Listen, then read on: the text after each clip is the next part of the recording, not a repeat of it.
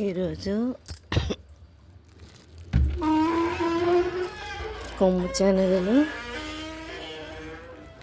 మొలకలు కలిపి కూర చేస్తున్నాను. ఇది రాత్రంతా నానబెట్టిన కొమ్ము శనగలు.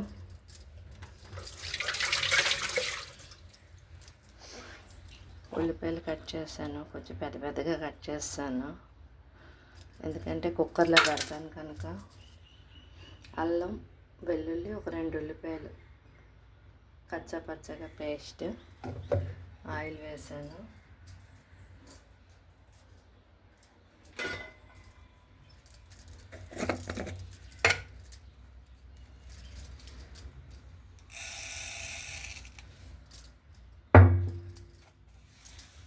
ఆవాలు,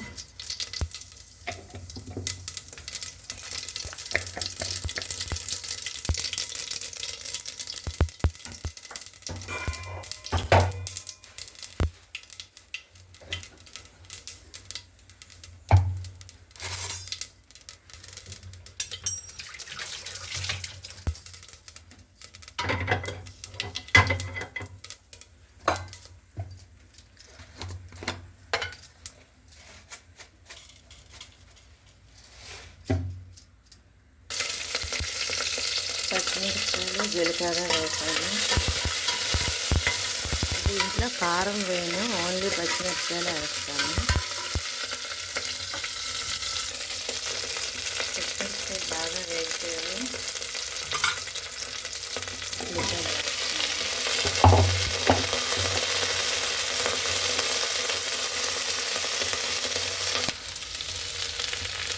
ఉల్లిపాయలు కొంచెం కలర్ మారేవి. ఇప్పుడు అల్లం వెల్లుల్లి పేస్ట్ శనగలు వేసిస్తాను. అల్లం వెల్లుల్లి మొలకలు శనగలు అన్నీ వేసుకుంటూ ఒక సెకండ్ నుంచి ఇలా కడిగేస్తే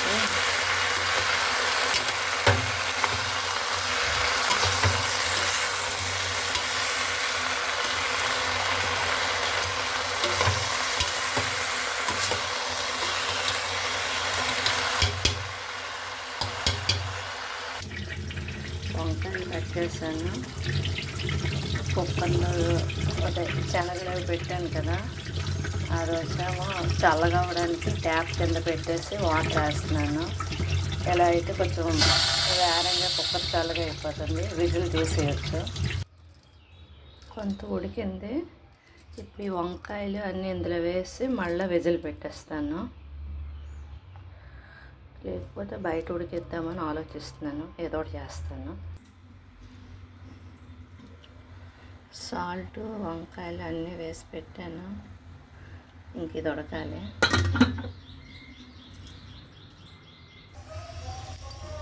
గార్డెన్లోకి వెళ్ళి కరివేపాకు తెచ్చాను ఫ్రెష్ది. ఇంకా విజిల్ ఇంకా అవుతుంది. ఇది ఆఫ్ చేసి మళ్ళీ దీన్ని చల్లగా చేసి ఇవన్నీ వేయాలి. ఇంకా ఉడుకుతుంది.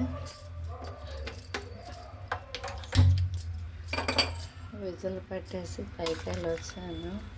ఓకే, అయిపోయింది కూర. అంటే ఇంత కారం మసాలా వేయలేదు కనుక ఈ కలర్లోనే ఉంటుంది.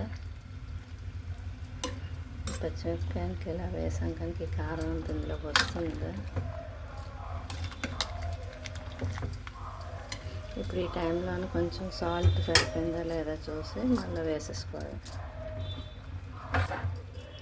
సాల్ట్ కానీ కారం కానీ ఏం సరిపోయిందా లేదా చూసుకొని వేసుకొని ఉడికించేస్తే అయిపోయినట్టు.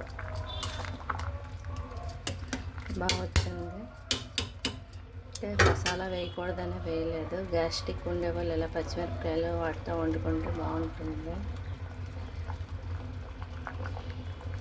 కొంచెం సాల్ట్ పడుతుందేమో తెలియదు, మా కోడలు చూసాక వేస్తాను. ఓకే, లైక్ చేయండి, షేర్ చేయండి, సబ్స్క్రైబ్ చేయండి. Thank you.